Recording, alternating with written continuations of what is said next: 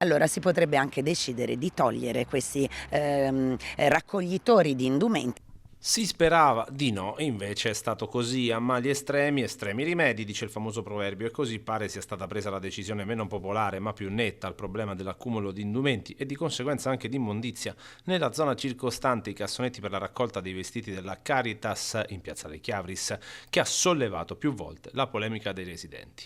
Il primo sopralluogo, fatto da TV12 in occasione di un matrimonio sabato alle 12, aveva attirato l'attenzione anche degli invitati. È una vergogna, anche perché io capisco che in pratica c'è qualcuno che avrà anche bisogno di questi vestiti. Allora qualcuno deve provvedere. Da lì subito sono stati tolti gli indumenti, ma lasciati i rifiuti, ripuliti poi dopo un nostro secondo passaggio lunedì durante Friuli in diretta dalla NET, sollecitata anche da parecchi politici cittadini interessati alla questione.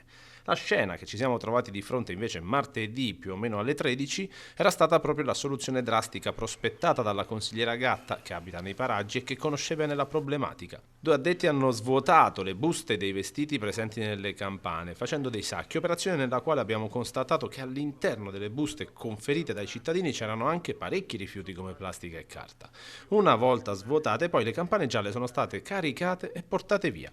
Non è il finale che ci si aspettava, ma quello che si è probabilmente reso necessario per colpa dell'inciviltà di alcuni, non tutti ovviamente, ma non si può non sottolineare che, ok, l'atteggiamento copia e incolla e che la legge degrado chiama degrado sia cosa scientifica, ma l'idea che più di qualcuno si senta in diritto di scaricare i propri rifiuti per strada solo perché c'è un accumulo di immondizia deve far riflettere.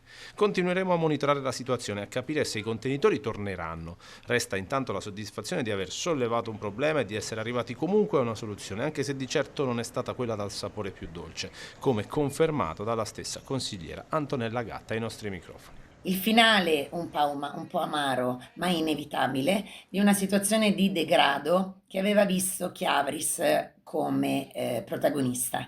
Ringrazio tutti i cittadini che mi hanno segnalato questa difficoltà e chi prontamente ha comunque risolto questa difficoltà. Ricordo comunque che è possibile lasciare i propri abiti nei due centri di raccolta sia in via Stiria che in via Rizzolo.